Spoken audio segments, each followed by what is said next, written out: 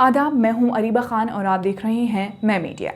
पश्चिम बंगाल में त्रिस्तरीय पंचायत चुनाव की प्रक्रिया शुरू होने के साथ ही राजनीतिक हिंसा की खबरें सुर्खियां बनने लगी हैं। पंचायत चुनाव के नामांकन को लेकर अब तक पश्चिम बंगाल के 3 जिलों में कम से कम 4 राजनीतिक कार्यकर्ताओं की हत्या हो चुकी है। पहली हत्या मुर्शिदाबाद में हुई। कांग्रेस और सत्ताधारी तृणमूल कांग्रेस के कार्यकर्ताओं के बीच नामांकन को लेकर हिंसक झड़प हुई, जिसमें कांग्रेस कार्यकर्ता फूलचंद शेख की हत्या कर दी गई। मुर्शिदाबाद को कांग्रेस का गढ़ माना जाता है। इसके बाद उत्तर दिनाजपुर के चोपड़ा में माकपा के एक कार्यकर्ता की राजनीतिक झड़प में मौत हो गई।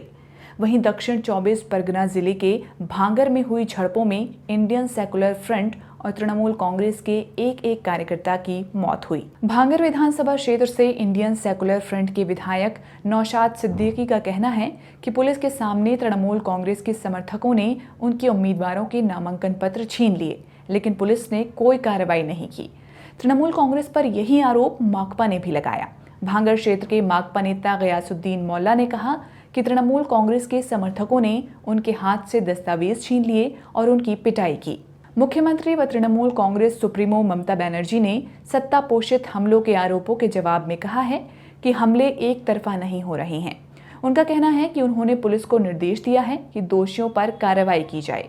बनर्जी ने ये भी कहा कि उनकी पार्टी ने ऐसे लोगों को टिकट नहीं दिया है जो हिंसा में शामिल थे। पश्चिम बंगाल में जिला परिषद, पंचायत समिति और ग्राम पंचायत के 74,000 पदों के लिए चुनाव हो रहे हैं।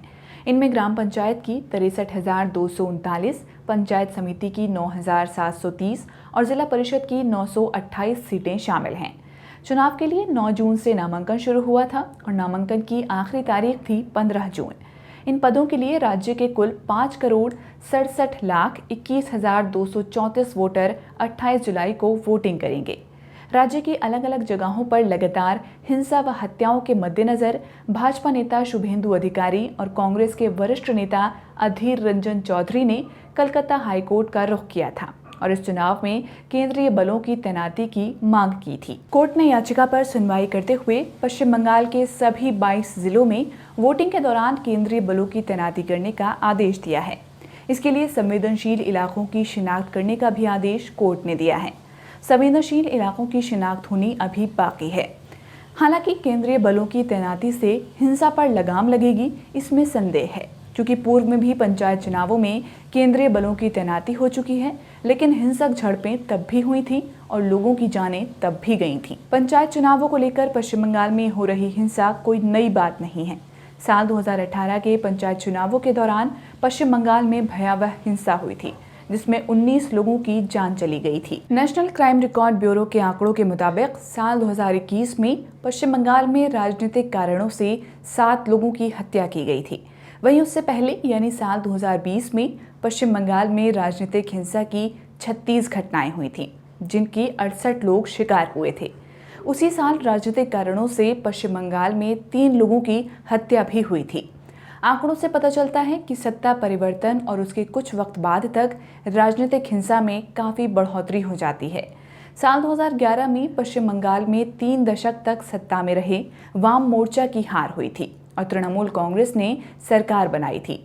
नेशनल क्राइम रिकॉर्ड ब्यूरो के आंकड़े बताते हैं कि उसके अगले साल यानी साल 2012 में राज्य में राजनीतिक हिंसा के चलते 22 लोगों की हत्या हुई थी, जो साल 2013 में बढ़कर 26 हो गई थी। पश्चिम बंगाल में चुनावों के दौरान हिंसा का एक लंबा इतिहास है, जो 70 के दशक से शुरू होता है। साल 1997 में वाम मोर्चा सरकार में तत्कालीन गृह मंत्री बुद्धदेव भट्टाचार्य ने विधानसभा में कहा था कि साल 1977 से 1996 तक पश्चिम बंगाल में 28,000 लोगों की मौत राजनीतिक हिंसा में हुई। पश्चिम बंगाल में राजनीतिक हिंसा पर शोधपरक किताब लिखने वाले सुजात भद्र का कहना है कि बंगाल में राजनीतिक हिंसा में केवल विपक्षी पार्टियों के कार्यकर्ता नहीं मरते, बल्कि सत्ताधारी पार्टियों के वर्कर भी जान गंवाते हैं। जानकार बताते हैं कि ज़्यादातर राजनीतिक हिंसाएं इलाका दखल के लिए होती हैं। इलाका दखल मतलब किसी क्षेत्र पर किसी पार्टी का एकाधिकार। किसी इलाके पर अगर किसी राजनीतिक पार्टी का प्रभुत्व हो गया तो वहाँ के वोट भी उसी पार्टी के उम्मीदवार को जाएंगे और वहाँ मिलने वाले ठेके भी उसी राजनीतिक पार्टी के नेताओं को मिलेंगे, जो कि कमाई का एक बड़ा जरिया होता है। जानकार पंचायत चुनावों में अधिक हिंसा की वजह भी बताते हैं। पश्चिम बंगाल के स्वतंत्र पत्रकार प्रभाकर मणि तिवारी कहते हैं कि पंचायत चुनाव ग्रामीण स्तर का चुनाव होता है। इस चुनाव में जो भी पार्टी बेहतर प्रदर्शन करती है वह विधानसभा में भी बेहतर प्रदर्शन करती है। यही वजह है कि पंचायत चुनावों में अधिक हिंसा होती है। जानकारों का यह भी कहना है कि ये इलाका दखल के लिए सभी राजनीतिक पार्टियों ने गुंडे पाल रखे हैं। राजनीतिक पर्यवेक्षक विश्वनाथ चक्रवर्ती कहते हैं कि पश्चिम बंगाल में राजनीतिक कल्चर हिंसक रहा है।